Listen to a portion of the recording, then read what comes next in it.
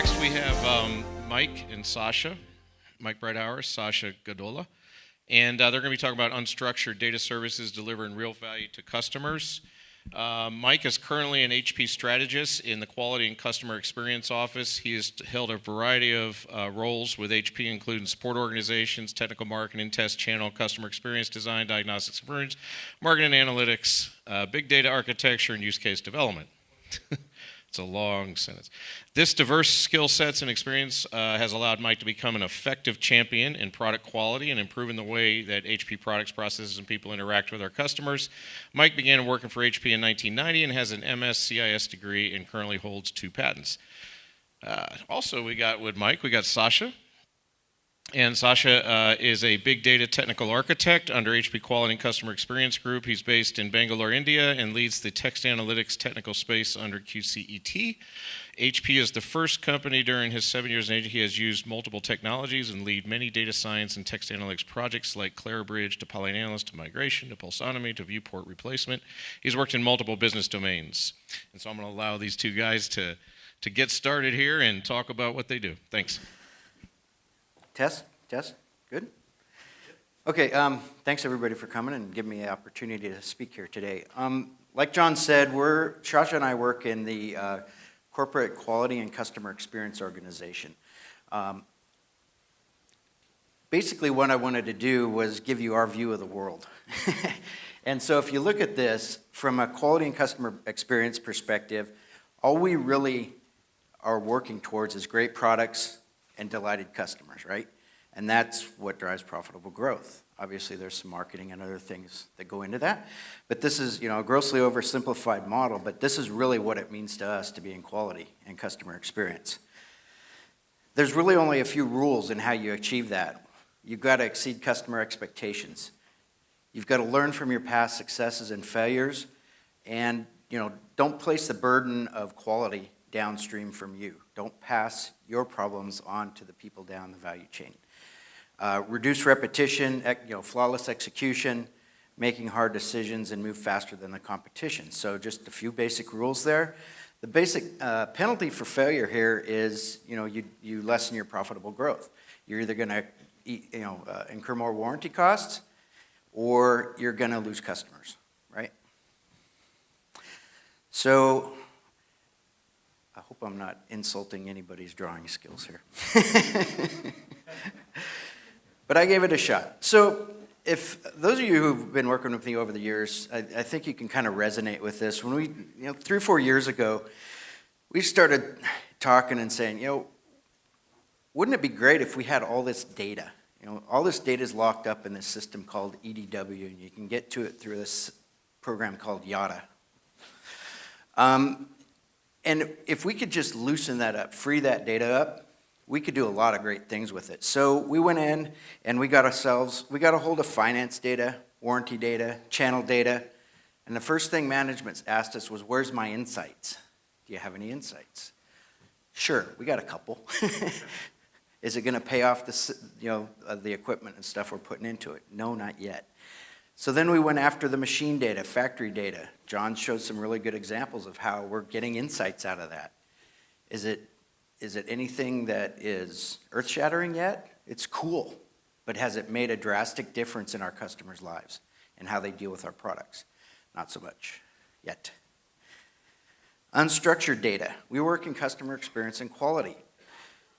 Most of the data you folks deal with, while it can be messy, it's not nearly as messy as the feedback we get directly from our customers.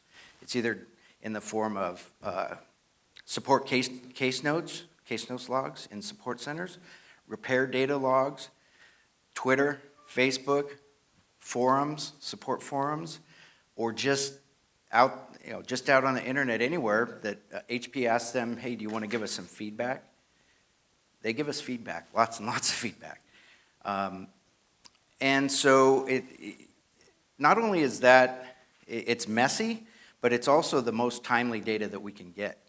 It comes in all day, every day, 24 hours a day. It's truly the voice of the customer. They're telling us exactly how they feel, what they think of us, and what our products are doing to them, good or bad. You know, traditionally what we do is we send out surveys to customers, right? So we ship a new product, within a couple of weeks we send them a installation survey. You know, how easy was it to install it? And they answer a few questions, rate us, give us some comments, and it comes back. That's usually about 2 to 3 months after, right, we can pull that in, but generally this feedback directly from the customers in forms of survey is really lagging. Even our NPS studies happen once a year. We go back 2 years product cycles. The unstructured data is the good stuff, right? And that's where we want to go. So then we said, let's put all this stuff in a data lake. Are we going to get any more insights?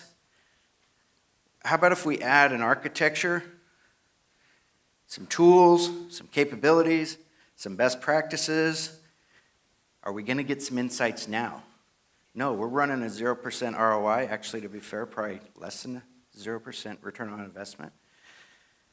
Still no real insights, even though we're analyzing this data. So, our guy here says, we've got all this data and state-of-the-art big data capabilities. Why are our customers still so upset with us? It's not because we're acting, it's because we're reacting, right? Our ROI could be huge. But we're operating in silos without business context will generally not get you the big breakthroughs we're looking for. And I think you've heard that over and over today. You've got to be focused in where you point your resources. We've got all this data. Where's the golden nuggets falling out of the sky that everybody promises you when you read about big data, right? So essentially the situation we're in right now is, we've made tremendous progress with product quality over the last few years, right? We're grading great profits. We're growing, leader in market share and PCs and printers. But we've still got solutions that are out there that nobody recognizes can help the customers. They don't make it through to support. They don't make it through to the repair centers. They're stuck in silos. Maybe one engineer has an idea of how to fix a particular issue that somebody else needs. We don't have that commonality. And that's really what we're trying to do, is put out this fire, do away with the pyromaniacs, and kind of move on with things. So when we look at these business issues, what are the ones that we're trying to tackle in quality and customer experience? Brand image. Our customers don't think we're cool. Differentiation can occur beyond the product. It's how you take care of that customer down the road, right? And if they ask for help, can you give it to them? If they ask for help, do we even respond? We've found in a lot of our systems places where customers are trying to buy our product and they just can't due to system issues, process issues, technical issues. Increased margin. Our warranty install base right now is roughly in the US or America is roughly 60 million products, right? Every one of those units costs us $10 in profit for warranty, every product we ship. And our call rates on our products are about 20%. Support experience. Support people have been dealing with the same issues year after year. Wi-Fi connectivity, printer connectivity. I'm not trying to throw anybody under the bus here. Go look at the reports. Much better than in the past, but we've still got some big issues out here. So why is internet connectivity still our number one issue after 6-7 years for PCs and printers? Sure, that's a tough nut to crack. It can be anything. It could be the guy in the backyard sticks a shovel through the cable, right, and cuts it off. Can we use this data more effectively to help drive these issues into the ground? Our relative NPS scores, Net Promoter System scores for our install base, have made no improvements we've been measuring that for 10 years. It goes like this. Apple's still way up here. We're still down here with everybody else. Why can't we fix that? Post-purchase experience. A lot of customers really feel like we abandon them right after the sale, right? They ask for help. they get marginal help, they're out of warranty, they're told to give us their credit card, lots of bad profit in there for us. But anyways, how can we actually respond when they have a need? Oops, well, my punchline. And so, these are the issues we're trying to get to tackle here. The problem with these are they can't be tackled by a product generation team. They can't be tackled by finance. They can't be tackled by support alone. These are big issues for the company, right? So,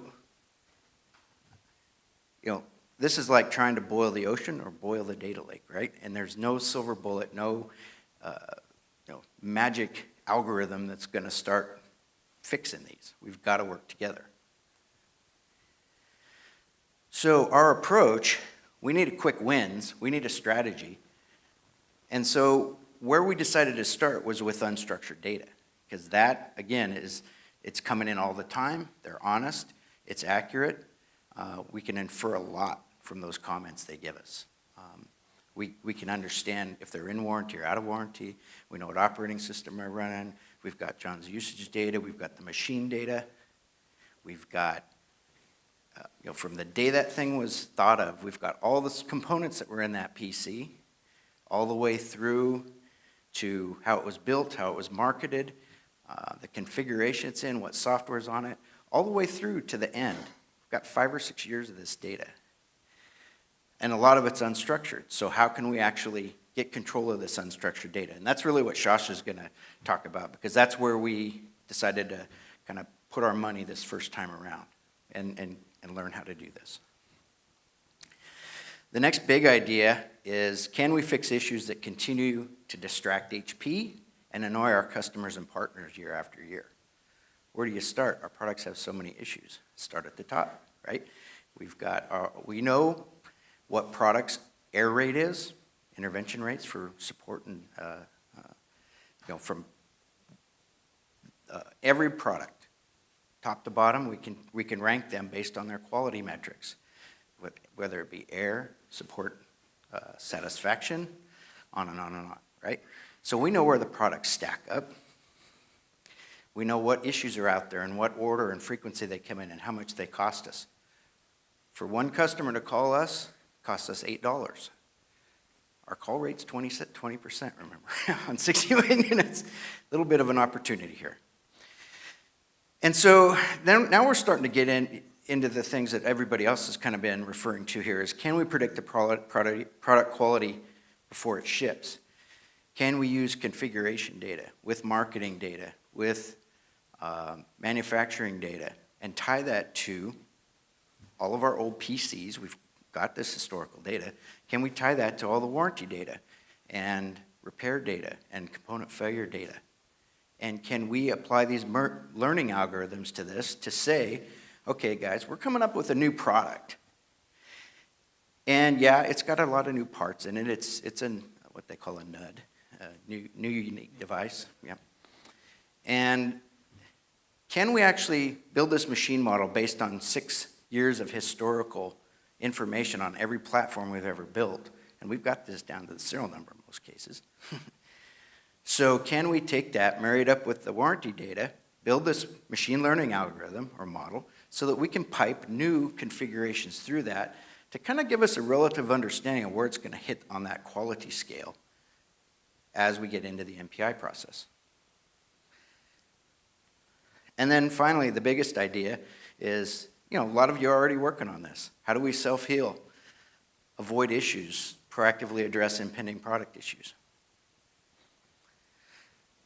So I'm going to kind of take a step back, get into the unstructured data use case, because then we'll get into the more technical stuff most of you are interested in. But really the problem statement is, like I've said, the most timely and accurate data that we have is unstructured when it comes to support. That's the minute a product hits the streets, they're talking about it on social media and our support forums. The problem here also is that we have a lot of people in this company whose job it is to read volumes of text and grab the little nuggets out of each sentence and put that in a box that says, this is a printer issue, it's a printer issue with cartridge insertion, and whatever. So we got people who are classifying this data, or we're spending a lot of money on some big, expensive tools that carry $1 million licenses with them to go in and analyze this unstructured data. We got to thinking, most of these people, what they want is this data in more of a structured format. So can we pick out all the nuggets out of each sentence, and can we classify it? If it's not in English, can we translate it? If it needs spell check, can we do that? If it's got personally identifiable information in it, can we mask that, encrypt it, rejoin it if we need to get a hold of a customer if it goes off to support? What kind of services could we do that basically takes the management of big data, unstructured data, and puts that in a structured format so that when the business analysts and the people in the support organizations look at it, it's already Paretoed out. It's already got alerts sent off to the people who need to have support. We can tie support requests from any old website out there. We can run those straight into the support system so people can respond to that. Versus right now we're just leaving them hanging in a couple of spots. It's not very, very nice. So that's kind of where we're going with this. Now I'm going to go ahead and turn this over to Shasha. Okay, so I would be going through Nirvana, and we are looking for a quick win here. So Nirvana is a word derived from Buddhism. It means an ideal state where the body and soul are at rest and at perfect happiness and without any suffering.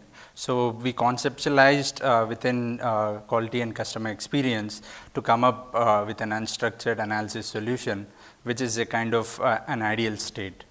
Okay, so hence the name Nirvana, and Nirvana is also called as natural language information retrieval and value adding application. In general, it is a set of natural language processing services that retrieve information from unstructured data, and some of these services are language translation, parts of speech tagging, named entity recognition, spell checker, sentiment analysis. There are so many services, and it mainly includes two different stages. So the first stage is the information retrieval stage, where we extract the information from unstructured data, and the second stage is the learning stage, where a machine learning algorithms, supervised learning algorithms are built to train these data sets and improve the overall categorization.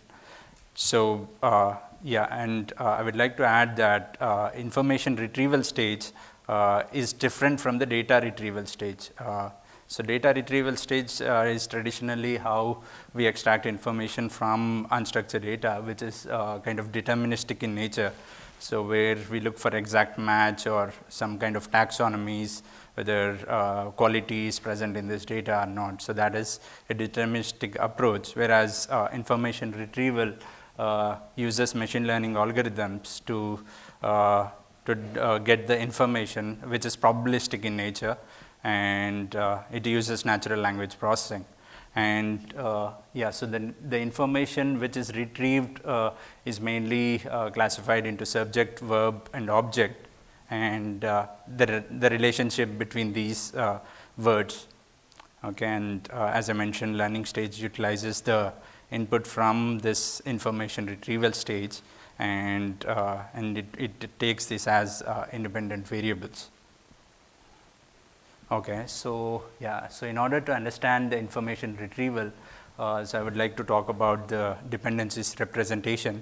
So it is a graphical representation of grammatical relation and dependencies between the words. So let's take an example sentence here. So Bell, based in Los Angeles, it is a company which makes and distributes electronic, computer, and building products. So to the right, you can see a graphical representation from the information retrieval, where it answers certain questions like what is this sentence all about? So it's about making and distributing. So who is making and distributing the products, right? It is Bell. And what is Bell making and distributing? It is products. And we have certain modifiers, which kind of products, they are computer and building products, and also some other part modifiers which will extract where that particular company is located, like Los Angeles.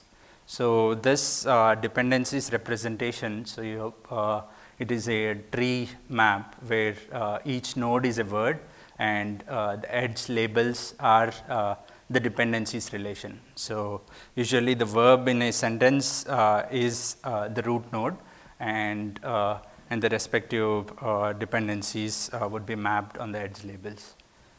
Okay, and this dependencies representation approach is unique and different from the phrase structure approach, which is traditionally used in natural language processing.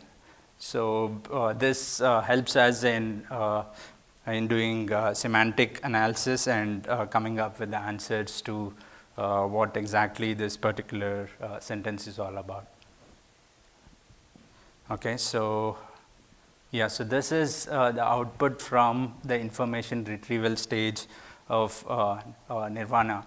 So I have 3 different sentences here. So product quality is awesome, HP support is very responsive, and the previous sentence which we walked into. So for each sentence, it identifies what is the verb, what is the subject, what is the object, and what is the sentiment, what adjective is being used to describe this sentence or describe the subject or object, and what is the sentiment score. So we have an inbuilt sentiment analysis mechanism where the intensity of the sentiment is captured, and also what adjective is being used to describe a subject or an object. Okay, so this is the roughly the information retrieval stage. And then we have a learning stage, so where we are leveraging the algorithm developed by Helen. So it is intelligent classifier, which is a document classifier tool, and yeah, the principle in this algorithm is patented, and yeah, Helen could talk more about that. Actually, it is a full session, so it would take a full session. So probably you can check with Helen on that principle. And so the learning stage of Nirvana utilizes this intelligent classifier algorithm, which is a document classifier tool, but we would be doing it for data categorization within a database. Okay, so yeah, so I would like to talk about how the information retrieval stage helps in improving the accuracy of the categorization. So consider these 3 sentences. So someone has purchased a laptop, and it is 4 days ago or 5 months ago or 2 years ago. So when we run it through the information retrieval stage, we see the verb tags, which are the edge labels in the dependencies representation, remains the same for all the 3 different sentences, and this goes as an independent variable in the algorithm, and this easily helps us in identifying the age of the product within a particular review or a comment. So without mentioning what taxonomies we are looking for. So no need to mention that we are looking for days, months, year. So it can automatically pick up the age of the product. So that is one example. So yeah, currently the learning stage is in implementation and is work in progress. And then this is roughly the architecture of this text analytics solution. So the unstructured data comes to the AWS cloud. So this is the separate instance, and we would like to go into John Landry's platform. Yeah, inside AWS cloud, we have HP Vertica configured. So it is a 8-node cluster which we have set up, and yeah, and the information retrieval stage is to the left of the slide, and the learning stage is to the right, where information retrieval stage is kind of completed, and we are yet to complete the learning algorithm stage. And yeah, and this is the Windows Server in which NLP services are configured. So the dependencies parser, which provides us the parts of speech tagging, sentiment analysis, lemmatization, and other services. And Vertica, through Java user-defined function, it sends an API call to the NLP services, so transfers the data to this server and then retrieves the results back to the Vertica database. So one advantage with the Java UDF or Vertica here is it's scalable because it's parallel processing, and I could just run a SQL statement on top of Vertica with this user-defined function on around 10,000 rows and could retrieve the information in a go. So it's parallel processing. And another advantage is this can be embedded in Apache Spark as well, and it is more scalable and it can be made real time. And and then the output from the information retrieval stage goes to the learning algorithm, where we do the categorization, spell checker, data masking. So all these are built in Python UDF. As Mike mentioned, there are different kinds of data, and we usually need to translate the data to extract the subject, verb, and object. So we also have language translation embedded in this system. And the final output from learning algorithm can be utilized to do actionable insights, and a particular issue can be routed to different teams like support team or marketing team, and actionable insights can be taken from the final output. So I would like to hand it over to Mike again. Thank you. Thanks, Shasha. Really good work here. This is obviously still in development stage until we get over to John's system. Now that this conference has happened, he'll have a little bit of time to get us spun up on that architecture. So I don't know about the rest of you and how much unstructured data you have to deal with, but for me this is a huge, huge deal. We constantly get barraged with people who say, I've got this survey, I've got this blob of data, I've got our executive account notes. What can we do with this? It's like, well, you can either read it, or we can go buy some real expensive tools, or we can test this out. So right now, all the individual components here are working. We just need to stitch it together and wrap some UIs around it and get her going. So it's pretty close to done. Now, what do we do with it? We've got this. I'll be quick. I'm holding you up on break. So what are we going to do with this? I mean, this unstructured data, I don't care where it comes from, it basically has a lot of the same common traits. They're either wanting to give us a suggestion for how we could do things better, they're telling us why we don't do things right, or they're complaining, they need help, and they want to understand where to get it. It's a lot of the same stuff, no matter where in the organization or where in the internet it comes from. How do we get people to act on that? Okay, well, we can do a lot of automation. We've got systems that the support agents use to collect all the questions that come in through Facebook and Twitter and our forums, and they have a simple UI or a single UI that they can respond to those customer questions, and it goes back out to the original site. So what we're looking to do is some localized targeting of if any piece of unstructured content says, I need help now, or anything along those lines, it's a customer looking for help, we shoot it over to that queue, so they're just in line with everybody else, right? Same thing with product features, same thing with kind of any sort of class issue, fire, not in the literal sense, but sometimes. And so what we need to do is really create some momentum around how do we actually act proactively rather than reaction. So for me, it's let's get some project teams together. Let's understand the use cases. What are the requirements, prototype and testing required to drive those insights directly to the people who can actually manage it. Let's get the people who, let's do some change management. Get the people who are reading all that text off of reading the text and focused on the results of the analytics and the data that we're providing them to go actually fix these problems with the design teams and whoever. Again, automated routing and alerting. Right now, most of the quality VPs in the company get a report once a day of all the one-star reviews that our products get. You know, out on Amazon, 5-star, 1-star. They get all the 1-stars. We send those straight to them. They ask for them. And then finally, I've seen this a couple of times too, we need to measure how well we're doing.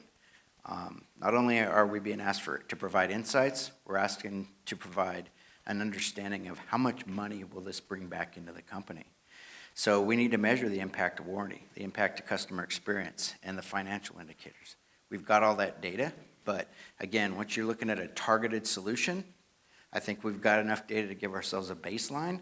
Let's plug it in, do the fixes, and see what we're bringing back to the company. So here's our farmer again. Looks pretty much the same. He's got a little better crop this year, but we're analyzing in real time. And it says, my field's too dry. We need to turn on the sprinklers. Sprinklers don't start. We need to call a repair person. I grew up on a farm, sorry. The South 40 needs more fertilizer. Okay, let's inject some into the water supply. Not to the town, but to the field. And, you know, we got a crop ready to pick. Let's get the harvest crews lined up, get them out here in 10 days, get this email. If they don't respond, tell the farmer to go beat on them. And finally, you know, rather than sitting in the middle of his tools and his data, scratching his head, wondering why money's not coming in, he's actually a happy camper. Okay, that's it. Thank you.